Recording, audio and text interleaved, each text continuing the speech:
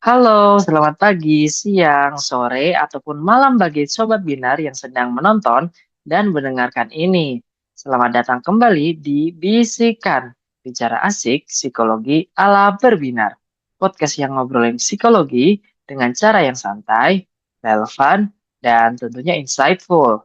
Aku Reza, host kalian pada episode kali ini. Dan tentunya aku nggak sendirian karena aku ditemani oleh co-host kita. Halo, hai semuanya. Kenalin, aku Safa, co-host kalian pada episode kali ini.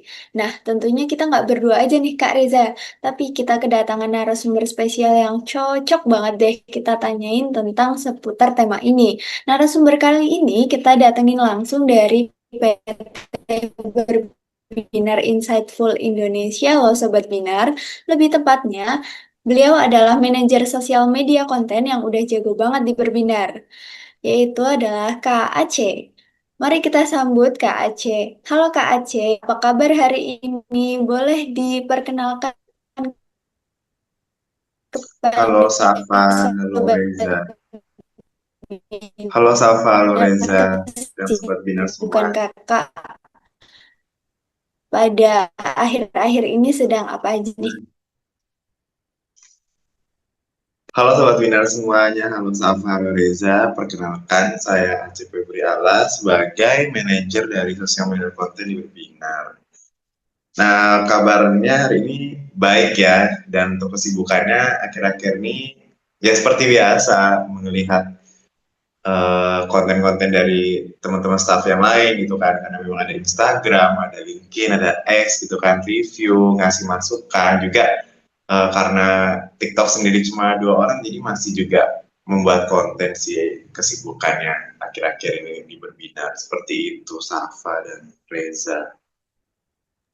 Wah, kayaknya Kak Aceh sibuk banget ya. Nah, tadi kan sudah disinggung ya Kak Safa kalau kita bakalan tanya-tanya tema yang sangat berkaitan dengan Kak Aceh ini. Kira-kira kita akan bahas apa nih Kak di episode kali ini?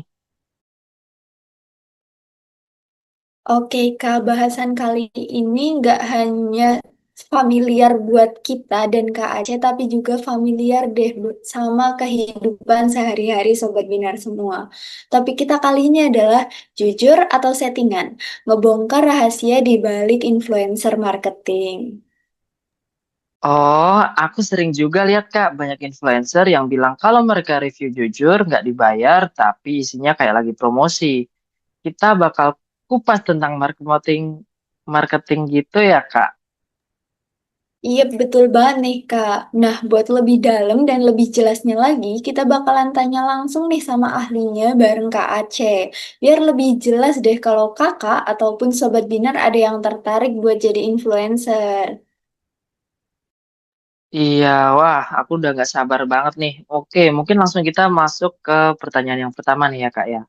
Untuk Kak Aceh, sekarang kan banyak banget influencer yang kerjasama dengan brand. Tapi sebenarnya apa sih yang dimaksud dengan influencer marketing itu sendiri? Lalu apa bedanya sama iklan biasa? Sebenarnya kalau influencer marketing itu sendiri itu pastinya strategi pemasaran ya, cuma bedanya uh, ki- seseorang atau mungkin brand itu berkolaborasi dengan individu atau orang yang punya daya tarik seperti itu ya, kayak kita tahu seperti selebgram atau seleb TikTok gitu kan. Jadi apa ya, menjangkau brand mereka itu dengan orang-orang yang mungkin lebih dekat dengan audiensnya seperti itu. Jadi misalnya mungkin ada selebgram atau seleb TikTok yang diajak kerja sama satu brand, itu kan pasti mereka udah punya followers yang memang sering interaksi dengan mereka gitu kan, dengan individu tersebut. Nah itu lebih gampang untuk orang tuh kayak, ih dia pakai ini, kayaknya aku mau cobain deh soalnya ini tuh di dia tuh kepake atau enggak berpengaruh gitu. Jadi aku mau coba pakai. Jadi itu sih bedanya kalau misalnya diomongin sama iklan biasa gitu kan. Karena iklan biasa tuh pasti udah di setting up. Ya walaupun memang ketika influencer-influencer ini kan tetap pakai script atau pakai ini kan apa tema konten gitu. Tapi bedanya sama iklan biasa itu, kalau iklan biasa kan memang setting up-nya tuh lebih banyak, lebih kompleks gitu kan. Jadi orang cuma kayak lihatnya tuh ya sekilas aja gitu. Jadi buat interaksinya pun nggak terlalu banyak ketika influencer itu mempromosikan brand atau hal yang mereka promosikan seperti itu si Reza dan Safa. Oke, jadi intinya kalau influencer itu merupakan strategi marketing dari brand biar lebih ke audiens yang mungkin lebih sering berinteraksi sama influencer itu sendiri ya Kak. Oke, Kak, selanjutnya aku mungkin tanya nih Kak, menurut Kakak kenapa sih influencer marketing sekarang itu jadinya itu lebih percaya sama influencer daripada iklan konvensional? Oke, kayak yang tadi saya jelaskan itu sebenarnya karena dari interaksinya sih, interaksi antara si influencer tersebut terhadap audiensnya gitu kan, entah itu followersnya atau mungkin orang yang cuma sekedar lewat. Jadi ketika mungkin apa ya, influencer itu pakai barang tersebut gitu kan, dan dia mengalaminya itu pasti ketika dia menyampaikan itu tuh ya memang apa yang dia rasakan gitu kan. Jadi mungkin orang tuh lebih percaya kayak contohnya nih kayak contoh saya sendiri. Saya tuh sebelumnya kan nggak terlalu pakai sunscreen kan. Nah, ada satu influencer di TikTok itu kayak apa namanya promosiin suatu brand sunscreen gitu kan. Jadi saya tuh lama-lama ini loh kayak bukan kemakan sih, kayak percaya apa yang dia omongin, dan ternyata waktu saya pakai sunscreen tersebut ternyata memang cocok di saya. Berarti memang apa namanya orang tersebut itu memang menginfluence orang karena dia sudah pakai barang tersebut. Jadi orang itu ngerasa kayak ih aku mau coba deh kayaknya cocok deh gitu. Itu sih kalau kenapa bedanya orang-orang tuh bisa buat beli atau enggak tertarik dengan brand tersebut gitu.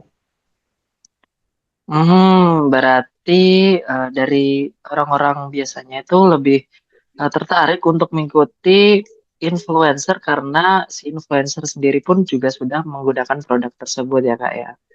Jadi kita sebagai orang biasa juga lebih percaya. Oke, mungkin lanjut ke pertanyaan yang ketiga nih. Nah, kalau ngomongin kerjasama nih Kak, siapa sih yang paling berperan penting buat bikin kampanye influencer marketing berhasil? Influencernya kah, brandnya, atau justru tim yang ada di balik layar? Kalau untuk yang ditanya siapa sih yang berperan penting, sebenarnya dari ketiga elemen itu penting ya, karena kalau nggak ada brand, influencer ini juga nggak bisa mengampanyakan barang tersebut gitu kan. Nah, kalau misalnya influencer dan brand tersebut kerjasama, kalau memang influencer tersebut mungkin kurang jago dalam buat skrip atau lima konten, pasti ada orang-orang di balik layar yang membantu influencer tersebut. Jadi kalau mau dibilang penting, seberapa penting dari tiga elemen ini semuanya penting, cuma balik lagi memang kalau influencer yang memang punya daya tarik yang lebih, itu membuat brand yang atau barang yang dia promosikan itu lebih terlihat oleh masyarakat luas kayak gitu. Tapi kalau untuk kepentingannya tetap tiga elemen itu penting gitu ya, karena tanpa ada brand, tanpa ada influencer, ataupun tanpa ada tim di balik layar pun ya pasti nggak ada yang jalan gitu. Mungkin jalan, tapi kurang maksimal gitu. Kecuali influencer tersebut itu memang memiliki skill yang lebih gitu, bisa editing ataupun bisa memikirkan ide konsep itu yang mungkin apa namanya bisa jalan ya dua elemen tersebut antara influencer dan brand yang dikampanyekan. Tapi kalau memang dari influencer tersebut cuma punya skill kayak pintar ngomong, public speaking yang bagus ketika mempromosikan sesuatu, jadi dia harus punya tim yang dimana untuk apa ya mengorganisir dari skripnya ataupun dari tema konten yang mau dibuat supaya brand tersebut lebih ternotis oleh masyarakat luas, seperti itu sih. Oke, jadi cara biar marketing itu bisa berhasil itu tergantung dari tiga elemen tadi ya Kak, ada influencer, ada brandnya, dan ada juga tim di balik layar yang semua itu bekerja sama biar menjadikan marketing itu bisa berhasil. Oke, selanjutnya nih Kak, kan influencer marketing itu bisa merambah ke berbagai platform nih, entah itu TikTok, Instagram, dan lain sebagainya. Tapi biasanya di mana sih Kak kolaborasi brand dan influencer yang paling efektif buat menggait audiens gitu? Apakah di Instagram, TikTok, YouTube, atau ada platform lain? Kalau di kalau kita lihat ke belakang itu memang waktu zaman-zaman Instagram naik itu tuh memang banyak apa ya, brand-brand itu tuh mempromosikannya lewat Instagram gitu kan, karena dulu memang zamannya selebgram naik-naik gitu kan. Jadi mau itu baju, mau itu make up atau apapun pasti mereka menggunakan selebgram tersebut, influencer yang ada di Instagram tersebut buat mempromosikan barang mereka gitu. Tapi karena semenjak setelah zaman COVID TikTok mulai naik, nah itu membuat apa ya, banyak banget brand-brand itu promosinya lebih ke platform TikTok gitu, karena satu jangkauannya lebih luas gitu kan, kedua lebih apa ya, mungkin bilang bisa lebih fleksibel ya dibanding Instagram yang kalau bisa dinilai secara secara mata tuh lebih memandang estetika gitu kan, sedangkan di TikTok tuh kayak berbagai macam hal tuh bisa dilakukan gitu kan dengan promosi, entah itu promosi dalam bentuk yang serius, yang kurang serius, ataupun yang berbentuk settingan kayak brand atau semacamnya tuh, karena lebih fleksibel gitu sih. Tapi untuk kayak YouTube itu mungkin kayak baru-baru ini ya, karena memang kalau kalau yang saya amati itu sekarang YouTube mulai bisa terkoneksi dengan platform Shopee itu kan. Jadi apapun yang kita jual itu bisa terhubung dengan YouTube kita kalau kita punya channel yang berkembang di YouTube kayak gitu. Jadi mungkin kita bisa menyambungkan apa yang kita ingin promosikan yang ada di Shopee tersebut ke YouTube, seperti itu sih. Untuk sekarang sih memang yang paling banyak brand lirik itu TikTok ya, TikTok, karena memang banyak banget hal yang bisa dilakuin di platform tersebut gitu dalam segi promosi itu ya, dan influence-nya pun lebih luas ketimbang Instagram gitu. Begitu, Safa. Oke, baik Kak Ceo. Berarti sekarang yang lebih apa ya namanya, lebih bisa diandalkan yaitu untuk di TikTok ya Kak. Oke, untuk pengalaman pribadiku sendiri sih, aku merasa setuju ya Kak. Soalnya kan di TikTok itu juga apa ya, kita tuh seperti diberi kemudahan nih. Jadi misalkan ada iklan marketing, di situ di pojok kiri bawah tuh langsung ada keranjang kuning tuh Kak. Jadi kita selagi melihat promosi, kita juga langsung bisa check out. Jadi kayak kadang aku juga kayak kemakan iklan gitu, entah kadang sih yang lebih sering snack ya kayak gitu, kayak snack, wah kayaknya enak nih, di bawah pojok ternyata ada keranjang, langsung check out sih kayak gitu. Oke, lanjut ke Safa. Oke. Mungkin sebelum kita lanjut ke pertanyaan selanjutnya nih Kak, ada yang mau kita sampaikan dulu nih ke Sobat Binar. Sobat Binar tahu gak sih kalau berbinar itu punya banyak banget layanan yang bisa Sobat Binar cobain. Buat Sobat Binar yang ingin berkonsultasi dan menceritakan keluh kesah, Berbinar menyediakan layanan konseling bersama psikolog maupun konseling bersama konselor sebaya. Berbinar juga menyediakan layanan psikotes yang bisa banget Sobat Binar cobain buat mengenal diri lebih dalam dan mengetahui kemampuan diri yang Sobat Binar miliki. Terus Berbinar juga punya yang namanya Berbinar Plus. Berbinar Plus itu apa sih, Kak? Oke, Berbinar Plus adalah layanan one package yang terdiri dari kelas daring berbasis video pembelajaran, konseling materi secara langsung, dan psikotes yang disediakan oleh Berbinar Insightful Indonesia. Nah, bagi Sobat Binar yang berminat dengan produk ini, Sobat Binar bisa mendaftar di link yang ada di pin postingan Instagram Berbinar. Atau bisa langsung DM ke Instagram Berbinar ya. Oke, mungkin Kak C kita lanjut ke pertanyaan selanjutnya. Kalau dari sisi kita sebagai audiens atau calon pekerja di bidang ini, kapan sih waktu branding di media sosial apakah perlu nunggu punya karir dulu atau justru bisa dimulai dari sekarang pas masih kuliah gitu? Oke, Reza. Kalau untuk membangun personal branding itu, kalau bisa sekarang. Kalau misalnya memang udah punya niat buat jadi mungkin influencer atau apa tuh ya memang harus sekarang gitu. Jadi kita tuh nggak perlu nunggu nantilah atau mungkin tunggu inilah, tunggu itulah. Jadi kalau memang apa ya, kita tuh harus tahu diri sendiri apa sih yang ada di diri kita tuh yang bisa kita apa ya, mungkin jadi ciri khas gitu loh. Mungkin dari cara ngomong atau dari cara gaya konten atau mungkin dari cara kita mempromosikan suatu barang gitu kan, itu kita harus tahu diri kita sendiri. Tapi untuk memulainya ya memang harus dimulai sekarang gitu. Jadi jangan nunggu mungkin nunggu lulus atau nunggu apa gitu. Sebenarnya kan kalau kayak influencer ini kan kita tuh kayak nggak tunggu harus kayak punya barang ini barang itu, enggak. Jadi misalnya mungkin kayak Safa atau Reza nih di rumah tuh kayak mungkin punya parfum atau punya apa gitu yang bisa di apa namanya di diceritakan gitu, kayak misalnya oh aku kayak kayak misalnya mungkin cerita-cerita biasa gitu kan ya, aku kayak pakai parfum ini terus ya kalian kayak review ala-ala review gitulah. Nah misalnya kalau memang dari platform tersebut nganggap itu kayak video yang menarik, pasti secara tidak langsung itu ya pasti naik gitu. Nah dari situ kan bisa dilihat, oh waktu aku bikin video mungkin dengan gaya bercerita seperti ini tuh kok naik, berarti mungkin ini personal brandingku yang aku harus pakai ketika mau bikin konten selanjutnya gitu kan, kayak bercerita gitu. Jadi nggak perlu harus nunggu apa kita punya barang-barang yang apa gitu, kayak dari barang-barang sekitar aja gitu. Kalau memang kita mau jadi influencer itu bisa gitu. Jadi nggak cuma barang apa ya, nggak cuma barang aja sih, mungkin kayak hal-hal lain gitu kan, kayak mungkin jadi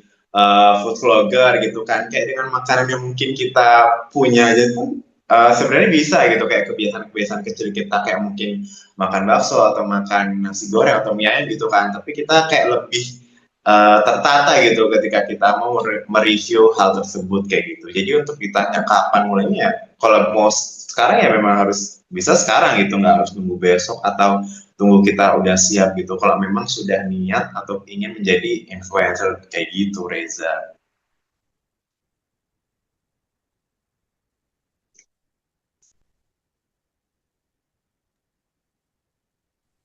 Oke, berarti nih buat Sobat Binar, kalau misal udah di influencer gitu, bisa mulai cari-cari keunikan dari Sobat Binar sendiri. Entah itu dari cara ngomongnya, cara editingnya, ataupun cara-cara yang mungkin bisa menggait audiens. Oke, selanjutnya nih Kak, aku mau tanya, gimana sih cara buat promosi itu agar tetap natural dan nggak terlalu jualan banget gitu. Apalagi kalau targetnya itu Gen Z gitu ya, yang peka banget nih sama yang namanya settingan-settingan gitu. Kalau untuk hal tersebut sebenarnya sih bisa dilakukan dengan cara soft selling gitu ya. Soft selling dalam arti gini, mungkin kayak kita nih kan di Berbinar ini punya produk. Selain Emosable ada mood cantis itu kan baju. Nah mungkin ketika kita mau promosiin baju tersebut kita tuh pakai, tapi sambil kayak bercerita atau apa gitu loh. Nah nanti ketika misalnya mungkin lagi di tengah-tengah cerita itu kayak kita tuh mempromosikan baju yang kita pakai, itu baju berbina yang kita pakai gitu, entah itu mungkin dari logonya atau apanya gitu. Jadi orang tuh bakal nggak ke notice kalau dari awal tuh kita sebenarnya lagi promosi gitu. Jadi kalau sistem seperti itu kan jadi lebih natural gitu kan. Jadi contohnya misalnya kayak mungkin yang lagi rame sekarang ya tentang skincare gitu kan. Jadi kalau misalnya kayak kita tuh pengen ngepromosiin sunscreen atau mungkin apalah hair mata apa ya, kita mungkin sambil bercerita gitu loh. Jadi mungkin ketika habis mandi atau mau berangkat, kayak makanya ada konten-konten get ready with me atau get ready with me, itu kan secara tidak langsung mereka bercerita tapi mempromosikan apa yang mereka pakai tanpa harus ngomong aku pakai ini gitu loh, secara tidak langsung gitu. Mungkin lagi cerita terus pakai toner, pakai apa gitu, tapi orang itu bakal tanya, Kak pakai toner apa sih? Padahal orang tersebut cuma cerita apa yang dia lalui seharian sambil bersih-bersih muka gitu. Jadi itu sih yang bikin natural atau bikin orang tuh lebih kayak tertarik gitu loh. Ih, kok kayak kepo sih sama brand ini tuh bagus nggak sih? Akhirnya mereka komen, akhirnya mereka tanya gitu kan. Itu sih sebenarnya kalau misalnya kita pengen lebih natural gitu kan, apalagi Gen Z sekarang yang trust isunya tuh banyak banget gitu kan. Jadi ya itu sih salah satu caranya dengan soft selling atau mungkin dengan cara yang mungkin lebih kayak sehari-hari lah kita tahu gimana sih sehari-hari yang bisa relate sama orang-orang tuh apa sih gitu. Jadi mungkin orang lebih gampang notice-nya tanpa harus kayak kita eh, ayo ayo beli kayak gitu sih. Apa?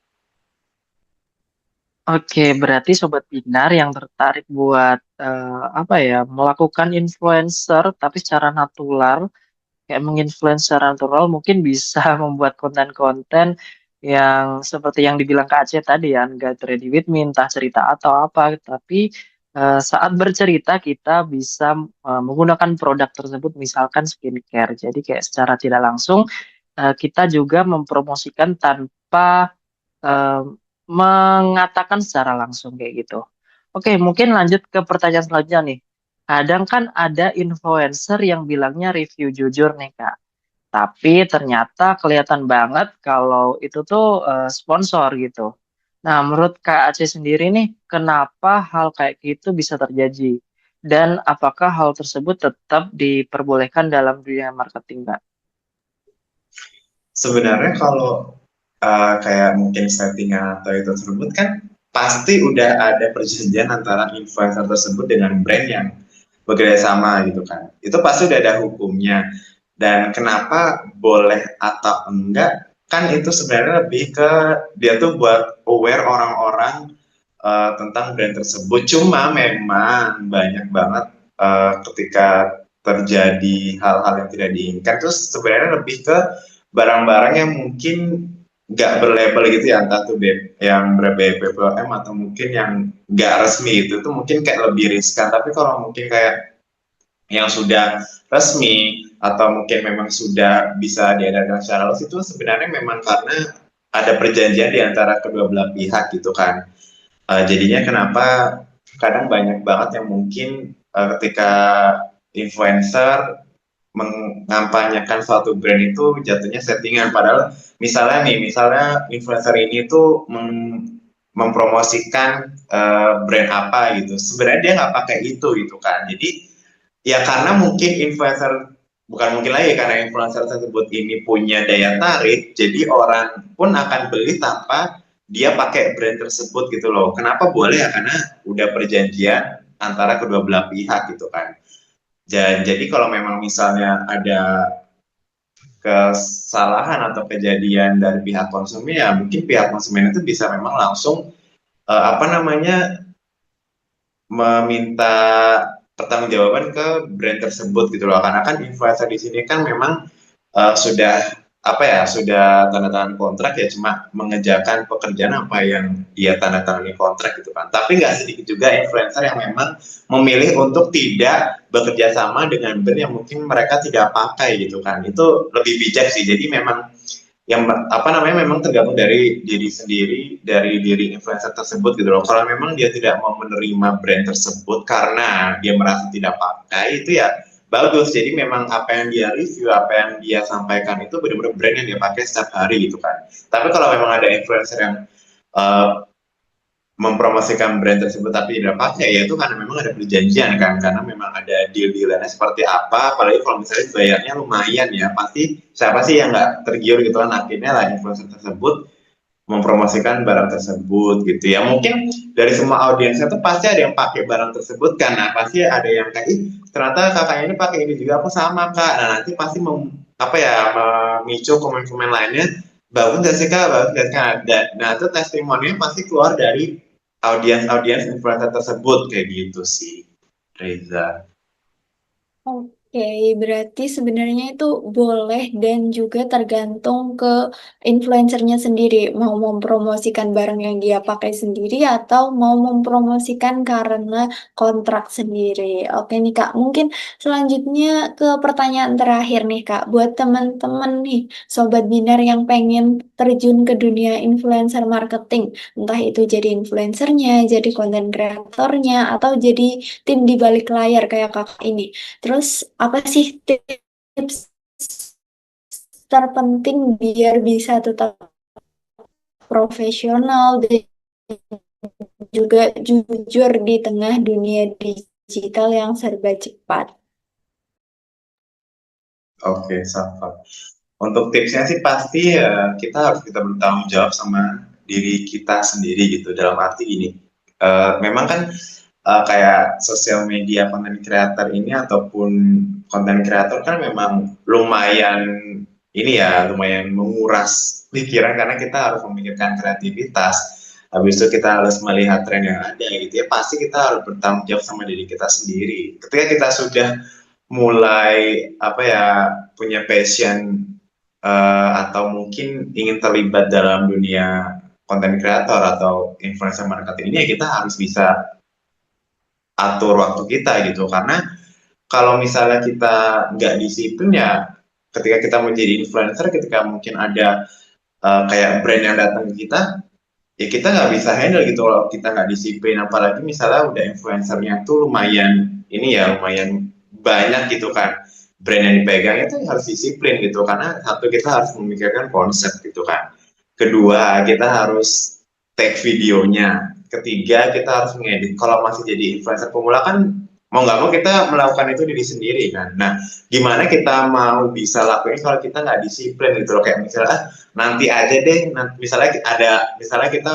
udah agak rame nih akunnya nge-influence sesuatu adalah mungkin yang ngontak kita mungkin ketika kita lihat itu barangnya sepele atau nantian aja tapi kalau kita tunda itu pasti kita nanti ketika udah masuk deadline kita harus setor apa namanya konten kita ke brand tersebut terus kita belum bikin konsep belum take video itu kan pasti ngancurin brand yang apa personal branding yang udah kita buat gitu lah udah kita udah bangun akun udah buat personal branding tapi karena kita kurang disiplin jadinya ya hancur gitu sama juga karena kayak sebagai content planner ataupun sebagai tim di balik layar gitu ya ketika dari mungkin kita bekerja dengan orang lain nih misalnya dengan influencer atau apa gitu ketika influencer tersebut udah menyerahkan kepada kita untuk cari tema konsep atau kita melihat tren yang ada kalau kita nggak langsung kerjain ya kita nggak bakal nemu dong mau konsep apa gitu kan karena memang apa ya itu tuh butuh dipikirkan gitu loh ini kalau konten gini tema begini apakah masuk terus apa sih yang harus dilakukan supaya nggak terlalu kelihatan settingan atau apa gitu sih jadi memang hal yang terpenting itu kita bisa disiplin sama diri sendiri karena memang kalau masalah mempelajari tren atau mungkin melihat bagaimana mempromosikan satu barang itu kan bisa dipelajari secara berjalannya waktu gitu kan. Tapi kalau misalnya kita udah nggak disiplin sama diri sendiri dengan hal yang mungkin dengan deadline itu ya memang nggak bisa gitu sih. Safa dan Reza seperti Oke, berarti buat Sobat Binar yang tertarik mungkin jadi influencer ya, mungkin tipsnya itu lebih bisa bertanggung jawab dan disiplin karena hal tersebut juga pastinya akan mempengaruhi hasil dari konten yang akan kita buat dan tentunya juga mempengaruhi dengan hubungan brand yang ada kontrak dengan kita. Oke, wah Kak Safa seru banget nggak sih pembahasan kita di episode kali ini? Aku berasa lagi dengerin webinar tentang cara menjadi influencer. Beneran yang detail banget loh Kak. Tadi yang dijelasin sama Kak Aceh. Iya Kak Reza, betul banget dan sangat membuka wawasan baru. Dan juga aku nih jadi tahu kalau ternyata dalam membuat promosi di sosial media itu nggak cuma yang perlu kita pikirin, tapi segala macamnya biar bisa nyampe ke target penontonnya gitu. Baik, oke deh. Kalau begitu, aku mau ngucapin terima kasih banyak kepada Kak Aceh karena sudah berbagi insight yang sangat menarik ini. Mungkin kakak bisa nih menyampaikan satu kalimat penutup untuk Sobat Binar sebelum kita akhiri perbincangan kita. Oke, thank you Reza dan Safa. Ini aja sih ketika kita memang sudah niat gitu kan, entah tuh mau jadi influencer ataupun di balik karya, kita lakuin itu sekarang juga gitu. Apalagi khususnya buat teman-teman yang pengen kayak, aku pengen deh kayak gini ya, lakuin aja sekarang gitu dengan mungkin barang yang ada di sekitar kalian gitu. Jadi jangan nunggu besok atau jangan nunggu kapan gitu kan. Jadi kalau memang udah kalian punya niat ya langsung dijalankan seperti itu. Apalagi buat teman-teman juga yang mungkin pengen di balik layar, satu kalian harus disiplin gitu ya. Jadi ketika mungkin bekerja dengan orang lain gitu kan kita harus punya deadline. Nah itu kita harus disiplin sama diri kita sendiri supaya apa pekerjaan kita tuh tidak melewati deadline seperti itu sih Reza dan Safa. Baik, terima kasih sekali lagi kepada Kak Aceh atas kalimat penutupnya yang sangat insightful banget. Terima kasih juga kepada Sobat Minar yang mau mendengarkan kita sampai akhir. Semoga perbincangan kita tadi bisa membuka pengetahuan atau bahkan ketertarikan baru bagi Sobat Minar tentang dunia media sosial ataupun marketing ya. Betul sekali. Terus bagi Sobat Binar yang mungkin punya pertanyaan bisa langsung ketik aja di kolom komentar. Dan jangan lupa untuk share konten ini ke teman-teman Sobat Binar ya, biar makin banyak nih yang tahu tentang hal keren ini. Betul banget Kak Safa. Jangan lupa untuk follow channel ini dan Instagram @berbinar.in biar nggak ketinggalan obrolan menarik lainnya. Sampai jumpa di episode berikutnya. Bye-bye, Sobat Bye. Binar.